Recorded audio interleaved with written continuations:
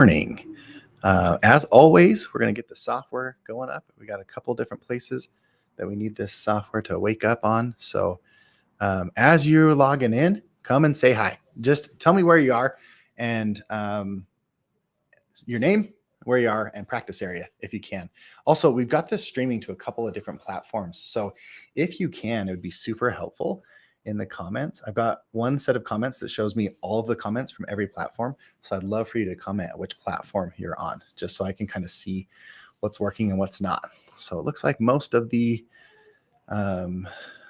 programs are up and running. We'll always cut this first part out. So come in, say hi. Super excited to see you all soon. So value, how to,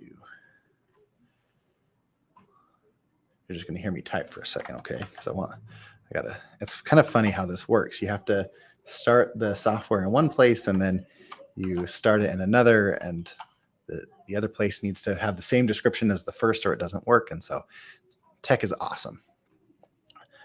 All right, looks like this last place is now officially starting. Give it like 3 seconds. Awesome. Okay. Looks like everywhere is up and running. So I will give people just like 1 minute to join. I got the message right now saying people are looking for it. So just went live now.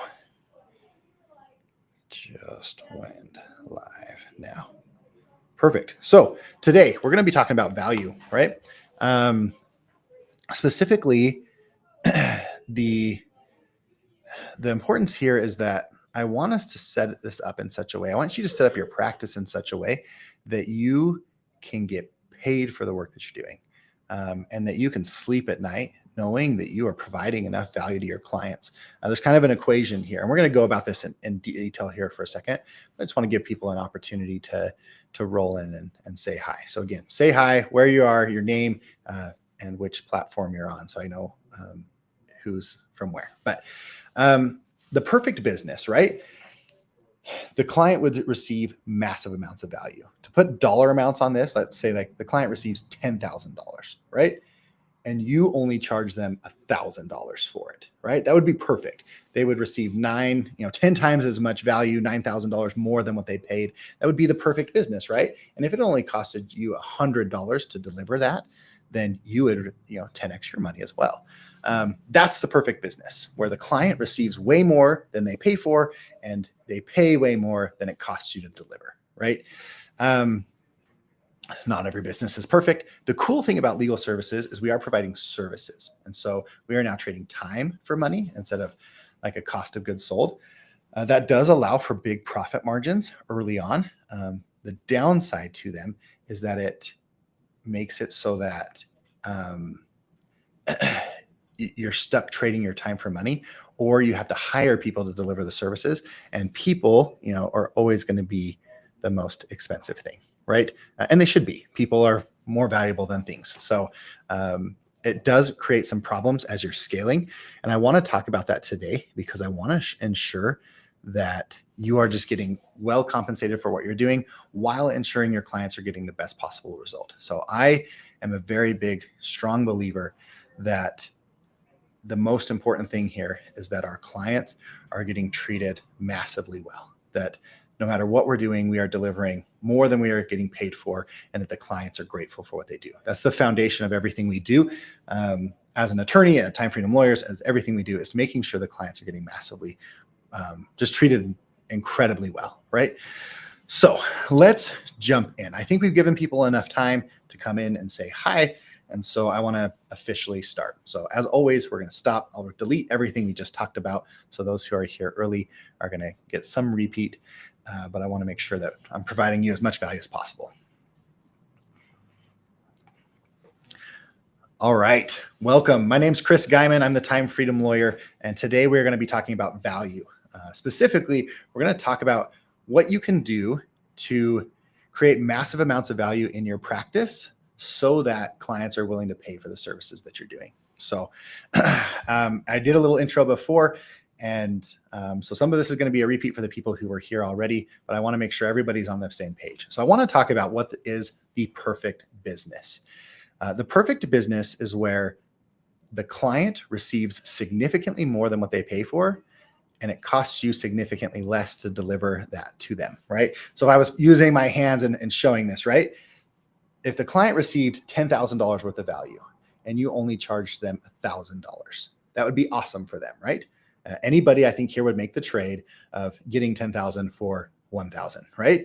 And if that costs you only $100 to deliver it, right? They would receive 10 times the value of what they paid for, and it would cost you 10 times less than what they paid. So everybody here would win. And I want you to think of business this way, because you should win as the owner of a business, the one taking the risk and delivering valuable services to people. You should win and get paid for that. And your client should win, right? At the end of the day, a lot of the times when we talk about money and charging more or doing more or these types of things, the number one objection I get is that, well, my clients can't afford that. Or, I can't in good conscience charge these people that much. And I get that. And I 100% agree. You should never charge more for your services than what it's worth to them, right? And if they can get the exact same thing somewhere else for less money, they should, right? If you're delivering the exact same service that someone else is and someone else is paying less, your clients should go pay that person less. But that's not the case, right? And that's really easy to talk about when we're selling widgets, right? If you have a brown bouncy ball and they have a brown bouncy ball and it's the same brown bouncy ball, then if yours is $2 and the other person's is $1, everybody should, if they are smart, pay $1 for it. However, services are not that easy, right? You can't say my services are worth 10,000. That's what makes legal services difficult to express value in, is that it's very hard to put a dollar amount to it.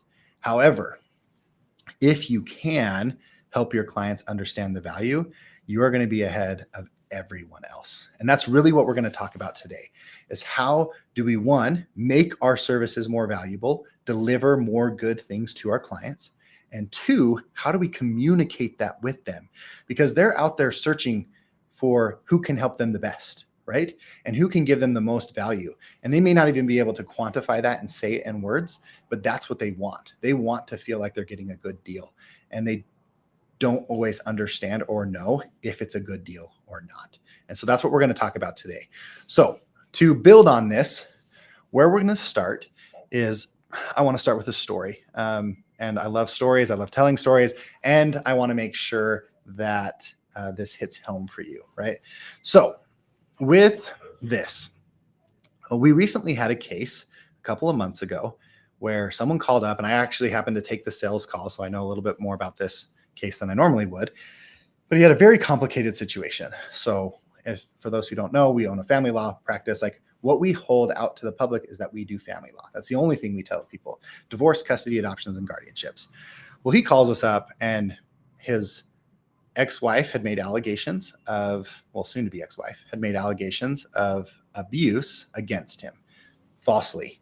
She had been informed that if she had a protective order against him, she would get the house and these things, and she wanted those things. And I don't blame her for doing that. I get it. I do a free clinic at CAPSA, so the local abuse shelter here. So I've seen this lots of times. They're in bad situations and they make bad choices. But it doesn't change the fact that she made false allegations against him for abuse, and there was a protective order against him. There was also criminal charges against him based on the allegations that she had made. And so he comes to us and he's like, look, I want to get divorced. I want to have time with my kids, and I just want this stuff to go away. I'm like, awesome. I can stand behind that. With that, normally our fee for just a non-contested divorce is about $6,500. But because of these other things that were going on, we stuck him into a service where he actually will represent you for everything related to a specific incident for a specific price. And in this case, it was about $12,000 for up to 6 months worth of services and everything in relationship to this domestic violence charge as well as the divorce. So we kind of bundled everything together. We can talk about how to structure flat fees in a little bit. If that's something you're interested in, just let me know in the chat that you want to know about how to structure flat fees, and we can talk about that on the second half. But we set this up so that we could make sure that he was taken care of. And he gets a discount for paying up in full up front. And so he does that, ends up paying about $10,800. My team then now has this money, and we're like, all right, how do we deliver the results that he wants? How do we, one, help him get divorced, two, help him get the protective order dismissed, and three, help him get the criminal charges dismissed? So we jump through, we do some math, and we make a plan. Because we are motivated to deliver on the results as efficiently as possible, we only get paid the flat amount, right? We want to be efficient. So we work through, we create a plan, and we go to action. We end up settling this divorce case, using that settlement to get the protective order dismissed. And then when the protective order was dismissed, the criminal court agreed to dismiss they actually did a plea in abeyance on the criminal charges. And he had, 6 months and he was taken care of. So we were able to do all of that by strategizing this. And this isn't a lesson on how to dismiss protective orders and stuff, right? So I'm going simple on this, but I just kind of wanted to give you an idea of how this worked, right? But what's cool here is the attorney that was working for me on this case, he got done with the plea in abeyance hearing recently, and he had been billing like our normal a la carte pricing against that retainer each time he did something to see how far we are into it. And he gets done with the plea in abeyance and he's like, hey, I just got done with this and we still have $5,000 in trust. What do we do? And the answer is we charged a flat fee, right? So now that all of the services are done, we bill the remainder at the end. And he was kind of, he was excited, but also like apprehensive. Like, did we earn everything that we've been paid, right? And that's a big thing. We talk about this a lot in our firm, making sure we earn the stuff that we charge people for.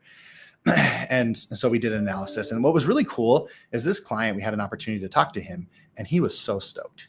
He's like, I can't believe that I was able to come to your office, and in one sitting with one person, you solved all of my problems. And I knew exactly how much it was going to cost. I could not have done that anywhere else. And he'd had enough experience with attorneys. The reason we did a plea in abeyance is he had some criminal stuff in the past that there's a reason why the allegations stuck, right?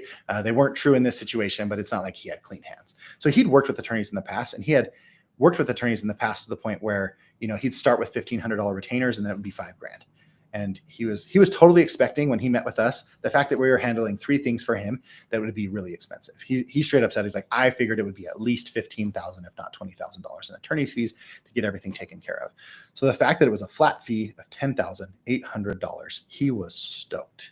So grateful for that opportunity. So grateful for the certainty that came out of it. So grateful for the outcome that came out of it. And we were able to get him done in just a couple of months. My team was also grateful though, right? When they ran through it and realized how much time they had spent. If we had traded time for money, if we had billed by the hour, we would have made significantly less money. But all of this was possible because we started with the value conversation. What is it worth to the client to have these problems solved? And instead of thinking about how much time it was going to take us, we focused on the client. And that's the key here. If you only get one thing from this lesson, it is focusing on the client. So we focused on the client and we figured out what outcome they wanted. And then instead of thinking about how we would normally solve this case, we asked ourselves, how do we give this client this desired outcome as quickly as possible?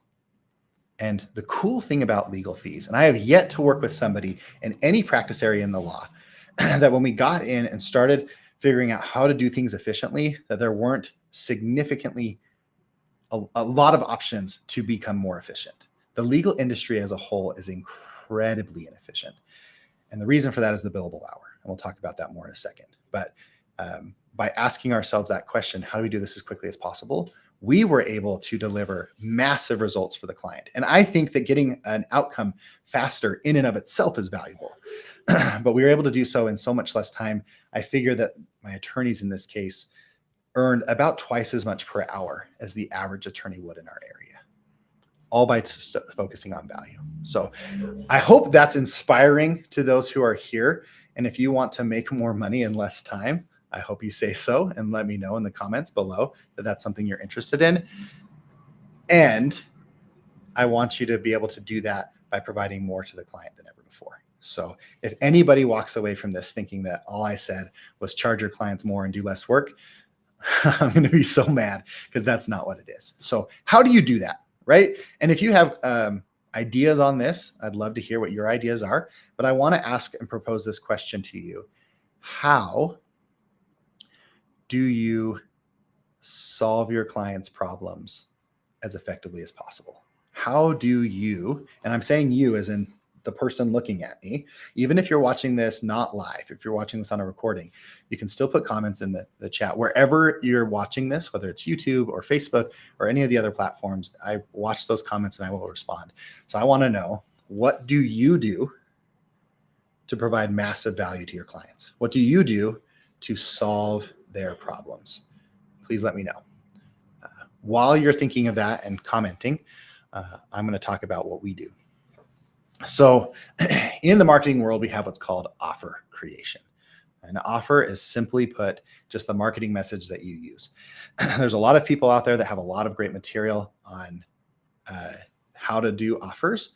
And so I'm not going to go into a ton of depth on that here, but what it really comes down to is 3 questions. Who's your ideal client? What problem do they have? And how can you solve that problem? And with us, what we ended up doing was really spending some time asking ourselves, who is our ideal client? Who are the people that we want to work with? And who do we want to build the foundation of our income on, right? There's a difference between who do you want to serve and who is your ideal client. Clients are the people who pay, right? At the end of the day, for a business to exist, there has to be cash flow. So your ideal client is someone who pays for your services. And we had to realize as a law firm that ideally we wanted to serve victims of domestic violence, specifically protect children from domestic abuse. But our ideal client was similar, but it's parents who are protecting children. And we noticed that specifically in the divorce realm, that people were a lot more willing to spend money when it came to protecting their children. Obviously, rightfully so, right? If you're just fighting over money, then you should spend as little money as possible so that the pie is bigger. But when it comes to protecting a child, that's worth spending some money to do. And we're really good at that. That's something we're also good at, and we can solve that problem very effectively. So that's what we ended up building our ideal client around, was parents who needed to protect their children. So that was our ideal client. Then we had to ask, what problem do they have, right? The answer to this question of how do you solve your client's problems is, first, understanding who your client is, and second, really thinking about what it is they want. Now, we call it a problem, but what that really means is, like, what's their desired outcome? Now, from a sales standpoint, from a delivery standpoint, you're always going to get paid more to solve problems and remove pain than you are to take someone from happy to happier. A lot of people aren't willing to pay to go from happy to happier, where if you can prevent pain or remove pain, they're willing to pay for that. And so again, as a foundation of your law firm, you need to start there. And so we really spent some time thinking about what our clients wanted. And I have another story here that kind of helps drive this home. And recently I was working with somebody, and he was helping people with traffic tickets. And previously their company had done it. And what they were doing is they were trying to save people money. Like, a traffic ticket costs you this much, having, these points on your record costs this much.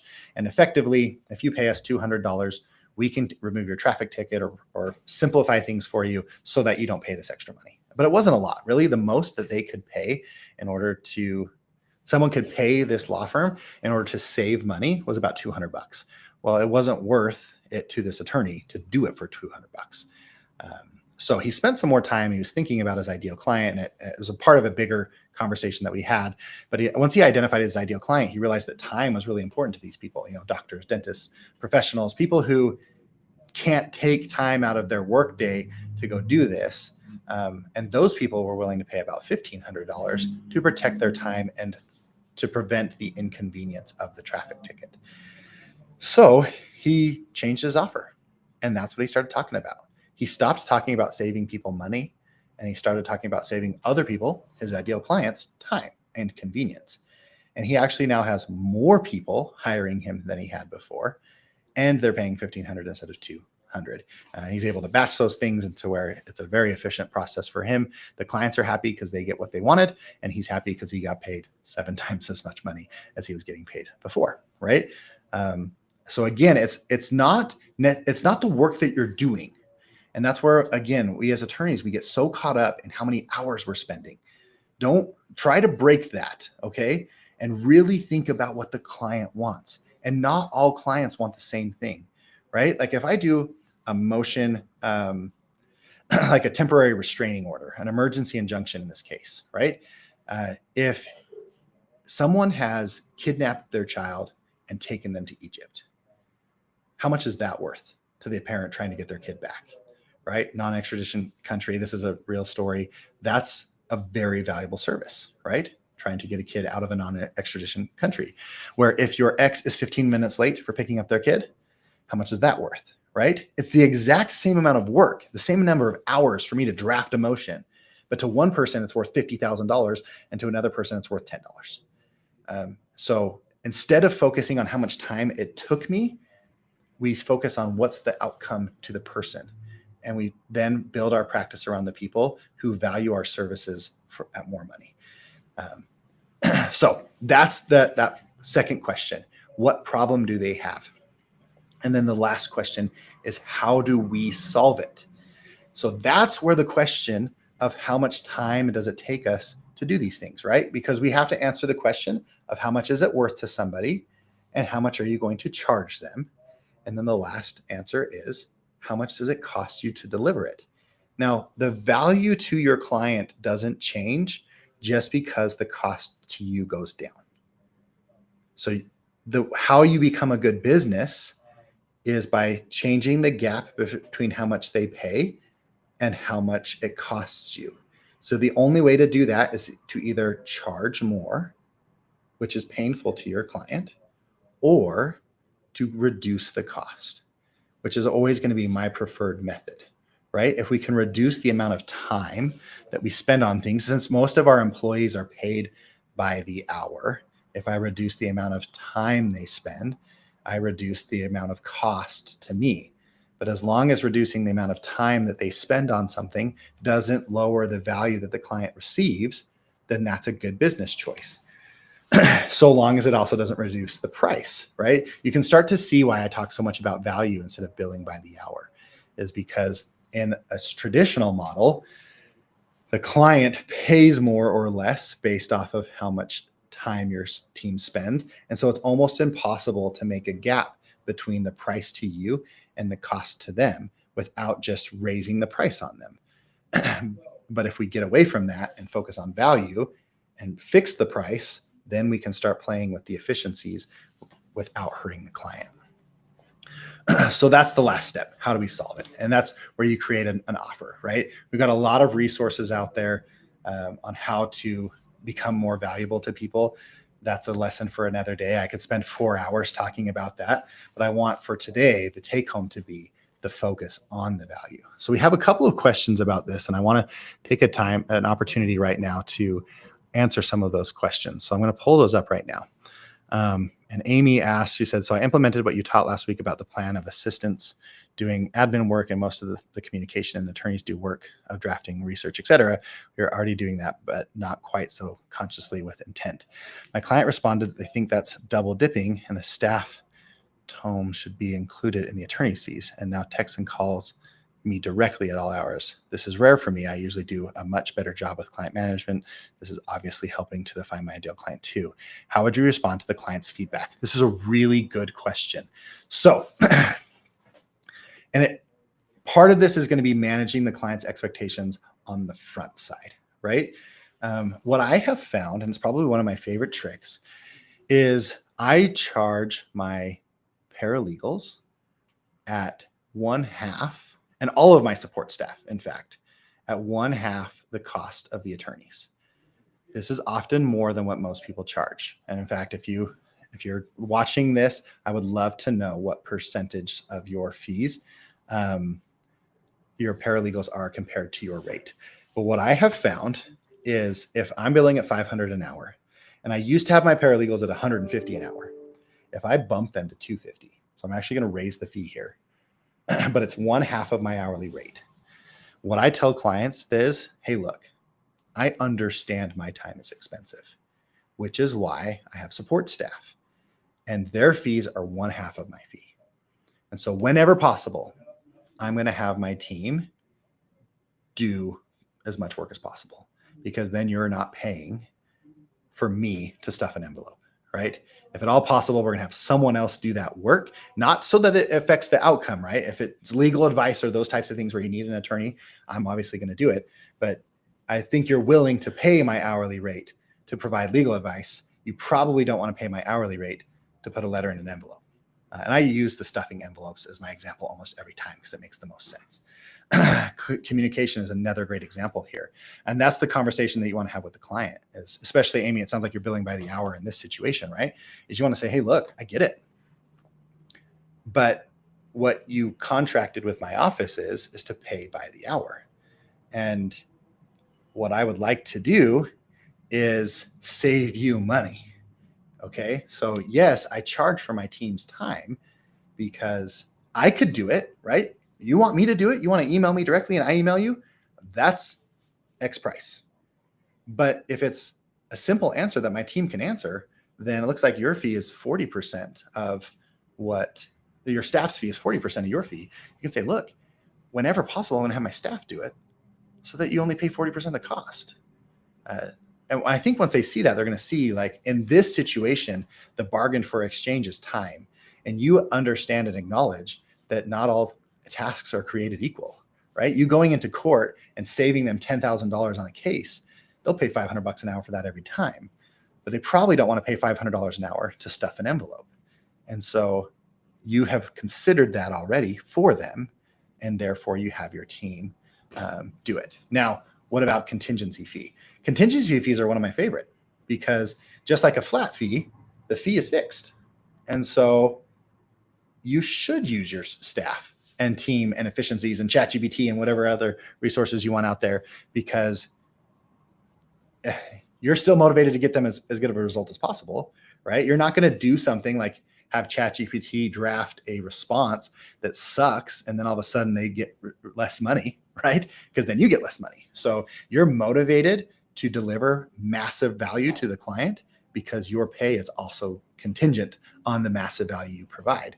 So I love contingency fees because it motivates you and your client to be headed in the same direction at the same time while encouraging efficiency, right? Because every time your team or ChatGPT or something else can do the stuff, you're going to do it because you get paid the same, right? So, but it really is spending some time thinking about the value. And then the second half of this is exactly, and that's why I'm glad you asked this question, Amy, is how do you communicate that to your clients?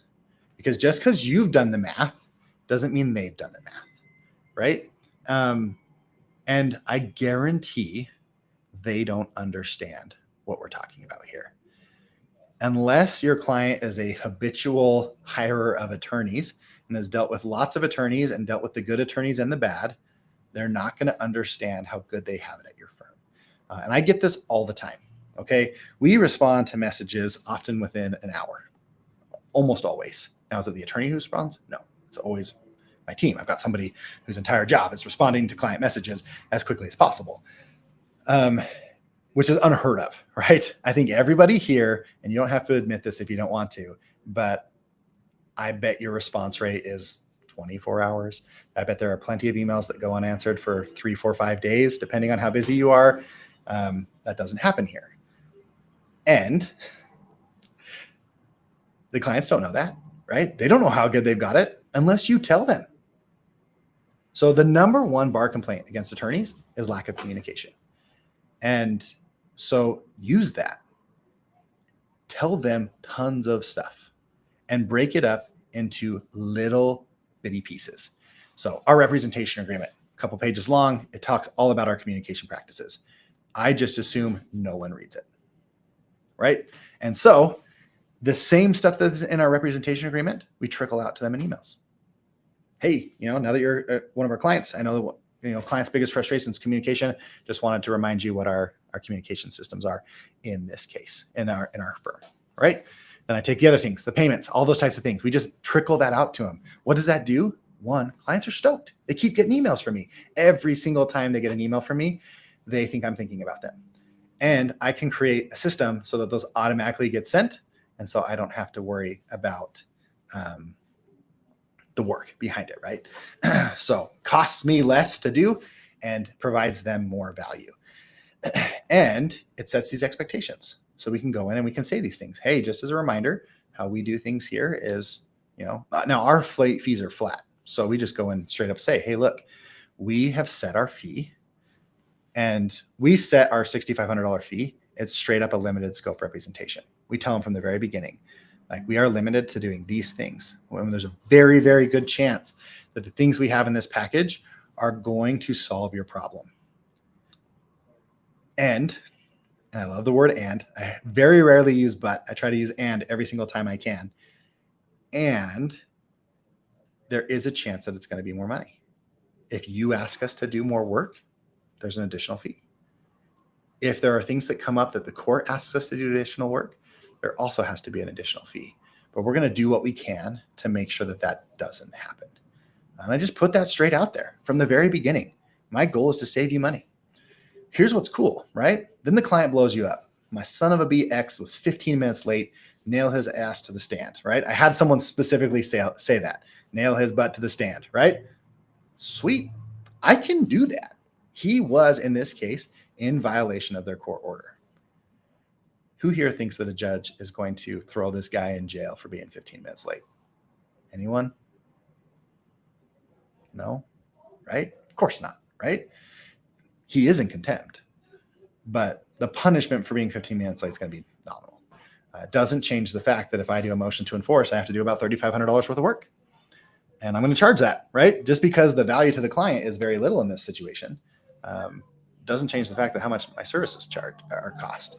And so with that, I had that conversation with them. Happy to. We can do a motion to enforce. The cost of a motion to enforce is an additional $3,500. And then I straight up said, in my opinion, the court's probably just going to slap him on the hand because he's only 15 minutes late and this is his first offense. So it's probably not worth that. But you tell me, is this worth it to you, right? I don't decide what's valuable to my client. I don't know, because this isn't a fixed, you get $10,000. I don't know. Maybe this person is really passionate about it and it's worth it to them. And they think it's worth $10,000. Obviously, in this case, I was like, hey, it's $3,500. What's it worth it to you? I think it's worth here. And they're like, yeah, definitely ain't worth $3,500 for 15 minutes. Thanks for calming me down.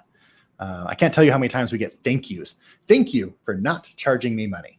You bet. Right? That's the cool part about focusing on value is you get to have that conversation with the clients before you do the work. What would the average of attorney have done there? Heck yeah, I can do a motion to enforce. Your ex is a son of a B. Let's do this, right? I'll get a motion to enforce. It'll be sent over to you in the next week. They don't tell them how much it costs. And then they do the work and they send it to the client. And the client's like, yeah, I love everything you put in there. Like, thanks for saying he's such a horrible person. He's like, yeah, no problem. I'm happy to say these things for you. And then they file it in the court. They go up to the hearing.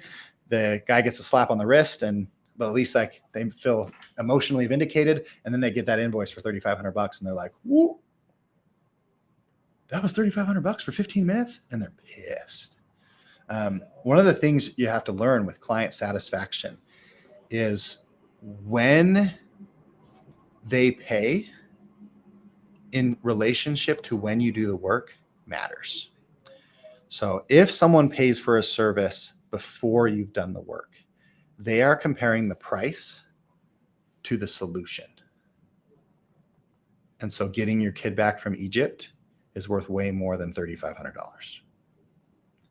After you do the work, if that's when they pay, now they're comparing the price to the work that they saw you do, their perceived number, right? So then it's like, oh, all you did was draft a motion. You probably had a template. It only took you 30 minutes, and which we know it took longer, but they don't know that. All you did was use a template for a motion. Then you show up for an hour hearing, and that's $3,500, and they're pissed. Exact same price, exact same outcome. One gives you a happy client, one gives you an unhappy client. Who here would prefer happy clients over unhappy clients? This is not a hypothetical question. I want you to write happy or unhappy in the chat. Because to me, that matters. To me, I want my clients happy. And so I had to learn that just because it's uncomfortable for me to have a conversation with my client about price, it's worth it because they need to understand this stuff at the right time and pay for it at the right time so that they are happy. So talk to them about the price beforehand so that they can decide. Because once they decide if it's worth it or not, they then, Lisa says happy. Thank you. Thank you for responding. Yes. So it's our moral obligation to get paid for our work up front so that our clients are happy because they deserve to be happy, right? And so how to do this, there's lots of programs out there on how to communicate this stuff with people. Greg asked, what systems do we use? Go High Level is my favorite. And I can send you a link if you want to try it out. We've got a little link that'll give you a free trial on it. And full disclosure, Go High Level pays me some money when I give you that link. So you get a free trial and I get some money and the cost to you is nothing, right? Perfect example of a value equation, right? You get a free trial. Cost to you doesn't change whether you use my link or not. The cost is the same and I get paid, right? It's a win for everybody. That's why I use it, right? But I'm just full disclosure out there. I do get a little bit of money from Go High Level when you use it. It's like I don't know, it's like 20 or 30 bucks. It's not a ton, but it's something, right? So that's really the sum of value. I want you to take a little bit of time to kind of wrap this all up into some action steps of what you should do next. And if anybody has questions about this, we've had some really good questions so far. Then we'll jump into it a little bit. And it looks like Jason has a question. So I'll do a summary here and then I'll answer Jason's question. And then if anybody else has questions, I'll go through your questions as well. And then we'll end after people's questions are done. So when it comes to value, first, you have to understand who your ideal client is. Not everybody values the same services the same way. And so you need to get clear on who your ideal client is so we can get clear on what they value, what's valuable to them. So start with who's your ideal client and then think about the problems that they have. People often ask me, like, should I niche down into a specific practice area? And my answer is maybe. What I think you should do, I definitely think you should niche down. But I think you should niche down into a specific ideal client and then solve their problems with whatever practice areas you're good at. And if your ideal client has problems in things that you're not good at, then you build really good referral sources for those things, right? So before I hired Paul, I referred all of the criminal stuff out to a good friend of mine. I've never done criminal. I never will do criminal. But a lot of family law stuff has domestic violence that, especially when your ideal client is protecting children. And so I came up with a really good referral source for that. Ideally though, you'd have a system like we have now where the clients have a problem and we solve all their problems. And so niche down to your specific client and to the problems that they have. Your sales problems will all go away. Your marketing problems will all go away.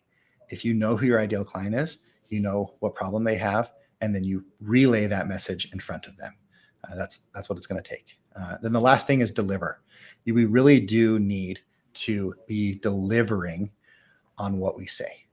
And so we can promise people the world, but if we can't deliver what we promised, then you're going to have a lot of unhappy clients on the back end. And I think everybody here has worked with a company at some point where you can say, man, their sales pitch was awesome. I paid them, $5,000 or $2,000 a month, $3,000 a month, whatever it is. I paid them all this money and 6 months later, I didn't get what I wanted. Right. And then you're almost more angry because when people deceive you, you get mad. Your clients are the same way. And so deliver on that, but it's more than just actually delivering.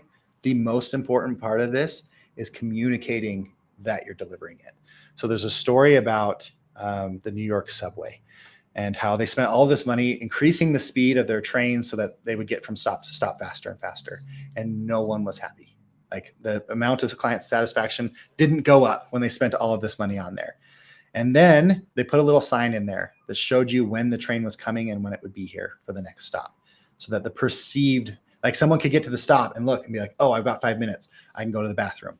And they could do things and they could whatever without worrying about missing their train.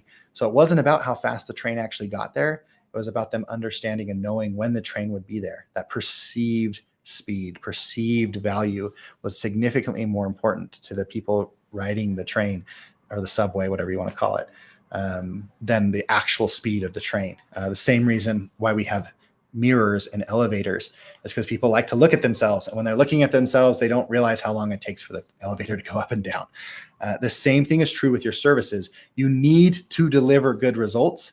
And even more importantly, you need to make sure the client perceives that value, which you can only do if you understand their problems. So I had a very difficult conversation with a client yesterday who lost custody of her children. That sucks, right? No one here wants to lose custody of their children. And I had to talk to her about that. What does that look like? How can we help you get through this? With her, there actually have been a lot of changes. So we've been working with her for the last year on getting her life set up in such a way that she could get custody of her children back. And she's there now. And then I had to have the conversation on what all of that was going to cost. And that sucked. She didn't have the money for the services we were going to do.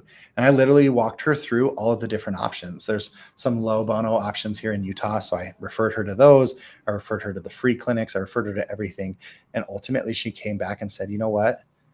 My husband and I, this is important to us. You've shown us the correct path. And even though we don't have the money, this is so important to us. We want to do it anyways. And they'd come up with some debt and borrowing some money from some family and friends. And it was so worth it to them that they did it anyways, right?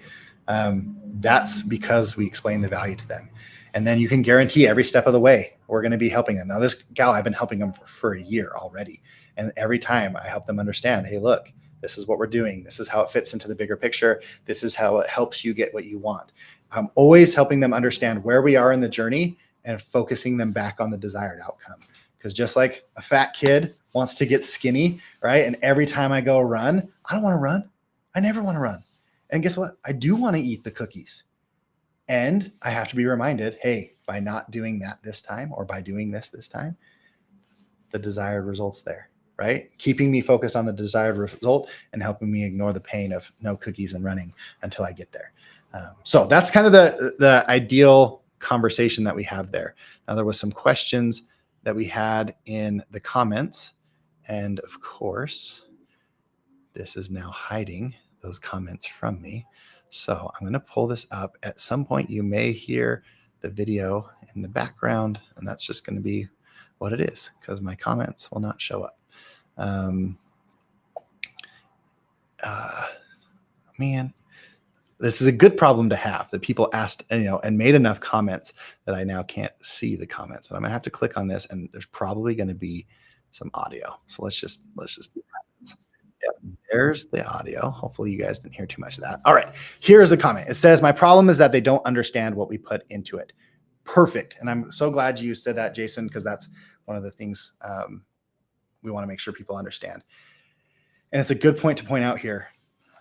I don't talk to my clients about the work, like the workload that I'm putting into it. What I do talk to my clients about is the result that they are getting. And that's a very big difference, right? In times past, when you're doing invoices, you had to justify every single hour that you put on there. And you'd say, I spent 1 hour, but it's worth spending 1 hour because I did all these things, right? And then the clients nitpick it every single time. Amy already talked about that. Hey, I sent an invoice with my team's time on there and they're nitpicking it because they don't think it's worth it. That's the problem with billing by the hour. If you put a $250 number there and you say stuffing envelopes, you are going to get questioned as, hey, is it worth $250 an hour to stuff an envelope? I'll come to your office and stuff the envelope for you for that much, right? But when you talk about the outcome to people, not the work you did, not the stuffing of the envelope, but what the stuffing of the envelope delivered to the client, if they already told you it's worth that cost to get that outcome, then they're not going to question the bill. They will question the bill, but they'll come back and understand the value of it as you've done that. And so just like the gal I talked to yesterday, right? She didn't have the money. And her initial message to us yesterday was, I want a refund. And that conversation went from, I want a refund, you guys suck, to let me give you more money. Who here has had a client say, I want a refund and you guys suck? I guarantee everyone here will raise their hand and say that that's happened to them. Because clients don't understand the work you did, right? But when I came back to him, I was like, hey, look, I get it. And the first thing I said on the call was like, look, I want you to know that if you want to, by the end of this phone call, if you want a refund, you're going to get the entire $3,500 that she had in trust back. But just put that at ease. Hey, if you want a refund, I will give it to you. But, and I did say but this time, not and, I'm a little concerned because when we first started talking, you said you wanted this desired outcome. What's changed? Do you still want that thing? Of course, her answer is yes. She doesn't want to lose custody of her kid. Nobody does. But she'd forgotten about that. She was just thinking about the pain that was going through it. And so she didn't remember the outcome compared to the cost. So by spending some time talking to her about the outcome that she wanted and why we were doing what we were doing, and I walked her through and showed her that there was different options there of, different things we could do and the costs associated with them. And then she realized really quickly that the route that we had chosen to get to the desired result was the most likely to be the fastest and most affordable solution. She just didn't know all that. She doesn't know the difference between a guardian ad litem and a custody evaluator, and what an informal trial is and what a formal trial is, and what evidence can and can't be used. She doesn't know that. And I shouldn't expect her to know it. But once I spent that 30 minutes with her, kind of explaining why we picked the route that we did and the costs and stuff with it, she's like, okay, that makes sense. And she turned around from, I want a refund, to here's some more money, right?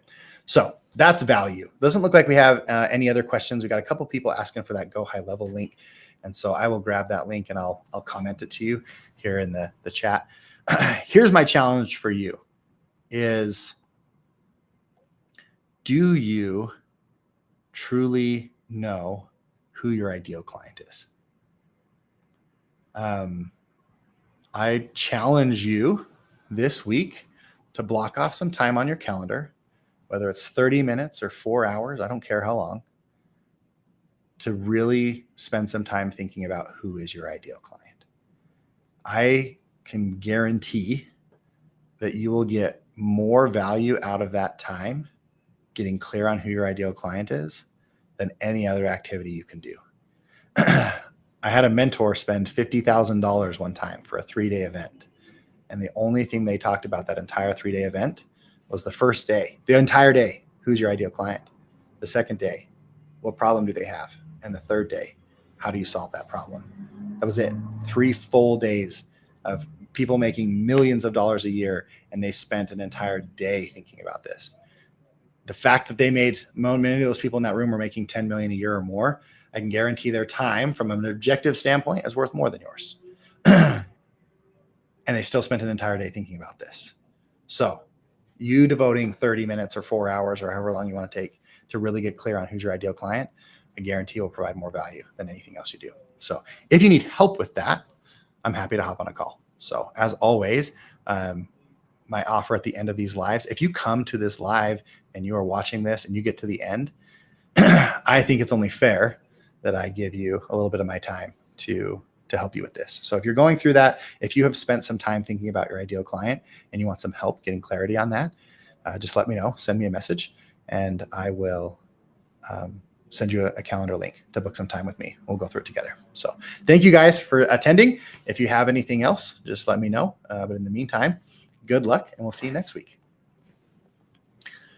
And if you're still here, hopefully you've all signed off, but some of the software is a little bit delayed compared to the first one. So those who are watching it on some platforms are already done, and those of you watching it on other platforms are not. So I give this about 10, 15 seconds at the end just to let all the platforms get caught up.